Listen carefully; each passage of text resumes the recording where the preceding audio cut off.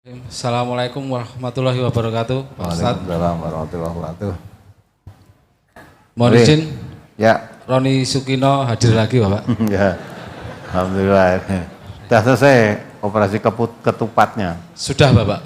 Alhamdulillah. Terima kasih atas doa Bapak Ustadz setelah saudara-saudara yang hadir di majelis ini. Sekalian mohon izin melapor, Bapak. Ya. Jadi saya mulai hari Rabu kemarin sudah resmi mendaftarkan ikut ngaji di MTA cabang Prambanan, Bapak. Oh, Prambanan ya. Nggih, Bapak. Alhamdulillah. Dan alhamdulillah kemarin saya beserta saudara-saudara yang ada di binaan Manis Renggo, Bapak. Ya. Kami memasang spanduk ajakan untuk mengikuti kajian di binaan Manis Renggo, Bapak. Bukan spanduk ISIS ta? Gimana, Bapak? Bukan spanduk ISIS ta? Bukan, Bapak. Bukan, Bapak. Ya. Jadi kami bersama saudara-saudara yang ada di binaan memasang spanduk di tempat-tempat strategis, Bapak, yang ada di Manis Renggo, Ya. dengan harapan dan tujuan agar masyarakat yang ada di wilayah Manis Renggo bisa mengikuti, Bapak. Ya, syukur. Karena di wilayah Manis Renggo banyak pendengar radio, Bapak, yang ada di sana. Oh ya. Setelah kami masang juga izin, Bapak, dengan perangkat desa ataupun lurah serta dari kecamatan, Bapak. Ya, polisi yang ngaku izin ta? Kita pemberitahuan, Bapak, Oh ya. agar bisa dicontoh dengan warga masyarakat yang lain, Bapak. Ya, ya. Baik. Mohon izin, saya ada satu pertanyaan, Bapak. Mari.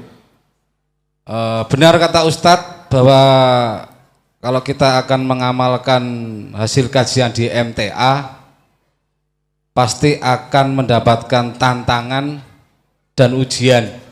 Ya. Dan itu sudah saya rasakan, Bapak. Ya. Ya. Dan mudah-mudahan saya diberi keteguhan iman tetap pada pendirian saya bahwa ini jalan yang lurus, Bapak. Insya Allah. Saya anak pertama, Bapak, dari 4 bersaudara, adik saya 3, Bapak. Ya. Semua sudah bekerja dan sudah berkeluarga, Bapak. Ayah ibu saya almarhum Muslim, Bapak, dan nanti malam itu di rumah saya yang di rumah bapak ibu saya di Klaten, Bapak. Sana saya tinggal, bapak ibu tinggal di Dukuh Macanan Baru, Desa Karanganom Mudal, Kecamatan Klaten Utara, Bapak. Tepatnya di depan salah satu universitas terbesar di Klaten, Bapak. Ya. Tempat bapak saya tinggal. Dan kebetulan bapak saya juga ketua RT, Bapak, di sana. Ya, ya. Nanti malam itu perayaan meninggalnya 100 hari ibu saya, Bapak. Oh. Perayaan. Peringatan, Bapak. Mohon maaf. Peringatan. Di sini peringatan. Jadi Ya, perayaan. bapak saya juga sudah dengan pelan-pelan saya bilang sama bapak, dan kebetulan bapak saya juga pendengar radio, Bapak. Oh ya. Tapi belum istiqomah, cuman sering juga mendengarkan kajian. Bahkan kemarin waktu saya menanyakan kepada Al Ustadz tentang jatilan itu, Bapak, beliau juga menyimak serta yang lainnya. Pertanyaan saya begini, Bapak, saya juga sudah tahu jelas bahwa acara-acara tersebut adalah bukan ajaran Islam, laisa minal Islam, Bapak. Ya. Dan saya juga sampaikan sama bapak saya, dan bapak saya bisa mengerti. Dan bapak saya bilang, kalau kamu memang yakin itu bukan, silahkan, kita saling menghormati, begitu bapak saya Ya. bilang, Bapak. Ya bagus, memang harus gitu. Terus akan tetapi yang menjadi bertentangan itu dengan adik-adik saya, Bapak. Ya. Jadi sempat diucapkan adik saya lewat SMS, Bapak. Opo kowe ra isin karo tonggo-tonggo, Mas, bilang begitu, Bapak. Ya. Kowe anak sing barep kok malah arep ora teko, bilang begitu, Bapak. Saya sampaikan sama bapak saya, bahkan bapak saya sendiri tadi saya pamiti saya mau berangkat ngaji itu sudah bilang juga ngaji oleh rapopo, setelah pulang ngaji nanti mampir nang rumah begitu. Karena memang saya berangkat tetap harus melewati rumah bapak saya yang di Klaten, bapak saya dari Prambanan. Ya. Yang saya tanyakan begini bapak, apabila saya tidak ikut mohon maaf yasinan atau tahlilan nanti malam, apakah saya tergolong anak yang durhaka ataupun anak yang tidak berbakti kepada orang tua bapak? Itu yang pertama bapak. Terus yang berikutnya, bagaimana cara anak ataupun cara anak untuk mendoakan orang tua yang telah meninggal dunia bapak? Selama ini yang saya lakukan di setiap kali saya habis sholat, saya mendoakan orang tua dan seperti doa-doa yang biasa kita amalkan bapak. Demikian. Terus tadi ini ada pertanyaan tambahan bapak, titipan dari pendengar radio yang melalui SMS lewat nomor HP saya bapak. Ya. Pendengar radio dari Purwodadi, tidak disebutkan namanya. Dia simpatisan MTA bapak. Apakah benar MTA itu menghalalkan daging anjing, bilangnya begitu Pak. Ya. Terus yang kedua juga ada pertanyaan dari pendengar radio dari Tangerang. Dia suami istri, laki-laki cekcok dengan istri, cekcok hebat, dan akhirnya sang istri mengucap ceraikan saya sampai 3 kali. Apakah itu sudah termasuk jatuh cerai bapak? Demikian pertanyaan dari Tangerang bapak, ya. pendengar radio yang dari Tangerang. Terus yang berikutnya mohon izin, ini ada yang nyambung dari Papua bapak. Porong bapak. Porong Sidoarjo. Sorong bapak, Sorong, dari ya. Sorong. Monggo ya, monggo. Silakan. Ayo pak. Bismillahirrahmanirrahim. Assalamualaikum warahmatullahi wabarakatuh. Waalaikumsalam warahmatullahi wabarakatuh. Nama saya Katirun, asal dari Ponorogo, domisili di Papua Sorong, kurang lebih 32 tahun. Oh, udah lama ya. Udah Ini kenal Pak yang sama saya ini? tanyakan. Ya Pak, Kliwon udah kenal? Belum? Agak jauh Pak Kliwon Jayapura. Oh ya. Jadi saya ujung barat, Pak Kliwon ujung timur. Ya. Sementara yang sudah datang di majelis ini cuma saya sendiri Pak, sak Kabupaten Sorong. Ya. Alhamdulillah saya terbuka, hati saya bisa mendatangi majelis ini. Alhamdulillah. Yang saya tanyakan begini Pak, kemarin itu saya mau ke tempat Pak Ngalimun Simo. Waktu hari Jumat saya mampir ke masjid, salah satu masjid itu di Ponorogo. Saya tidak berani tanya karena saya orang mertamu dan saya cepat pergi Pak. Itu khotibnya waktu menjelaskan begini Pak, setelah sholat Jumat habis salam itu kita makmum disuruh membaca surat Al-Fatihah 7 kali, Al-Ikhlas 7 kali, Al-Falak 7 kali, dan Anas 7 kali. Apa itu ada contohnya? Karena saya mau tanya yang menerangkan itu karena saya mertamu cuma lewat saja. Jadi saya nggak sempat nanyakan karena saya cepat ke rumahnya Pak Ngalimun Simo, Jenangan ya. Pak. Ya. Yang kedua, saya kemarin itu jatuh bulan puasa, saya sakit di rumah sakit Pak. Terus saya tidak bisa puasa selama 5 hari. Nah, saya menyambung itu puasa saya kira-kira sah atau tidak Pak? Karena saya tidak mendapati ujung puasanya itu. Maksudnya menyambung gimana?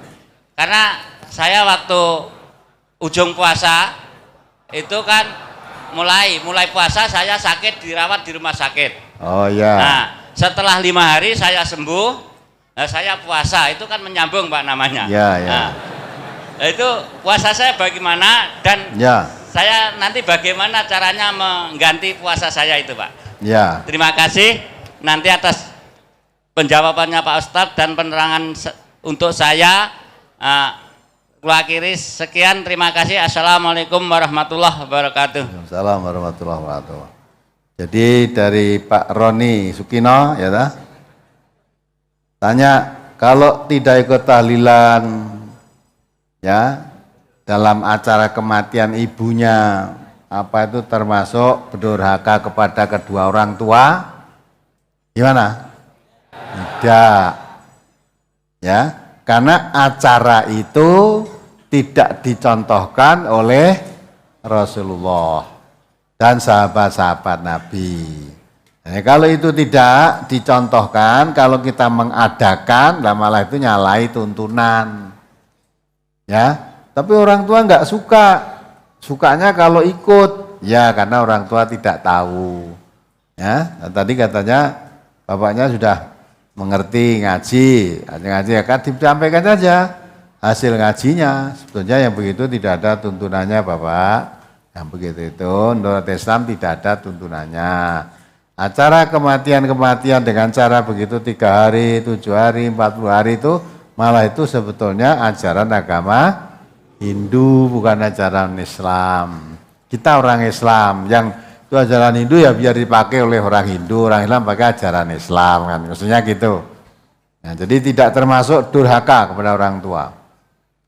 Nah, kemudian kalau kamu ikut, nah malah itu durhaka kepada Nabi, ya, durhaka kepada Nabi. Cara mendoakan orang tua yang sudah meninggal ya seperti doa biasa itu kan. Orang tuanya waktu itu kalau ketika hidupnya sholat ya didoakan setiap saat, dimohonkan ampun kepada Allah, ya, doa dengan bahasa apapun boleh. Kalau bahasa Arabnya tidak bisa, dengan bahasa Indonesia ya boleh. Mohonkan ampun kepada Allah tentang ibunya yang sudah meninggal, ya, supaya diberikan ampunan semua dosanya, diberikan diterima semua amal kebaikannya, gitu kan? Boleh itu seperti doa orang mati itu kan begitu. Jadi didoakan boleh saja selama orang tuanya ketika hidup sholat. Doa tidak bisa dengan bahasa Arab, bisa dengan bahasa Indonesia. Yang penting kalau doa terhadap orang mati itu dimohonkan ampun dari semua dosa-dosanya, ya, diterima amal kebaikannya, ditempatkan oleh Allah di tempat surganya Allah yang penuh kenikmatan kebahagiaan dengan ridhonya. Itu dimohonkan ampun. Nah, apakah benar MTA menghalalkan daging anjing? Ini perhatikan ya, pertanyaan ini sudah berulang kali. Mungkin yang titip tanya mudah-mudahan ya ikut mendengarkan. MTA tidak pernah menghalalkan daging anjing. MTA tidak pernah menghalalkan daging kambing. MTA tidak pernah menghalalkan daging ayam. Ya, nah kalau daging ayam barang ora dihalalkan berarti haram. Tidak pernah mengharamkan daging ayam. Ya. Karena yang berhak menghalal haramkan siapa? Allah. Allah malah melarang, jangan kamu dengan lisanmu mengatakan ini halal, ini haram, padahal tidak ada ketetapan dari Allah. Maka MTA tidak menghalalkan kambing ya tidak, menghalalkan anjing apalagi, ya, mengharamkan anjing, mengharamkan ya tidak, mengharamkan kambing ya tidak. Coba dibaca surat An-Nahl itu. Surat An-Nahl surat 16 ayat 116. Wala taqulu lima tasifu alsinatukumul kadhiba hadza halalun wa hadza haramun litaftaru 'alallahil kadhiba innal ladzina yaftaruna 'alallahil kadhiba la yuflihun. Dan janganlah kamu mengatakan terhadap apa yang disebut-sebut oleh lidahmu secara dusta, ini halal dan ini haram, untuk mengada-adakan kebohongan terhadap Allah. Sesungguhnya orang-orang yang mengada-adakan kebohongan terhadap Allah tiadalah beruntung. Jadi jangan, kita dipesan, diperintah oleh Allah, jangan, dilarang ya. Jangan kamu mengatakan ya menurut mulutmu atau lidahmu, sakarmu, ini halal, ini haram. Padahal Allah tidak menghalal haramkan, kita mengatakan ini halal, ini haram. Karena halal haram itu yang berhak mutlak hanya Allah. Maka apa yang dihalalkan Allah yaitu halal, yang diharamkan ya haram. Nah itu apa menghalalkan anjing? Tadi saya katakan, menghalalkan kambing aja tidak pernah, apalagi menghalalkan anjing gitu lah ya. Halal haram itu mutlak milik Allah. Apa yang dikatakan Allah halal itu halal, kita ikuti halal. Yang dikatakan Allah itu haram ya haram. Itu tidak pernah itu mengatakan itu. Nah, itu disebarluaskan kemana-mana sampai MTA itu terkenal. Akhirnya MTA menghalalkan anjing. Akhirnya banyak orang yang sebetulnya tidak gagas MTA karena mendengar kok menghalalkan anjing, wah jadi penasaran, akhirnya kepengen datang. Nah, malah pengajian MTA makin di mana-mana makin tumbuh. Soalnya berita-berita fitnah itu sekarang orang tidak mau terima karena ngomong fitnah, kepengen tabayun, apa betul? Nah gitu lah. Dan ternyata dasarnya malah surat itu tadi yang dibaca tadi, surat An-Nahl ayat 116, ternyata halal haram itu milik Allah mutlak. Ya, kita nggak boleh menghalal haramkan sesuatu. Ya, lah yang diikuti MTA ya kalau Allah mengatakan halal ya halal, mengatakan haram ya haram udah. Nah, termasuk tadi yang ditanyakan 9 orang ahli kitab itu halal apa haram? Halal, yang menghalalkan siapa?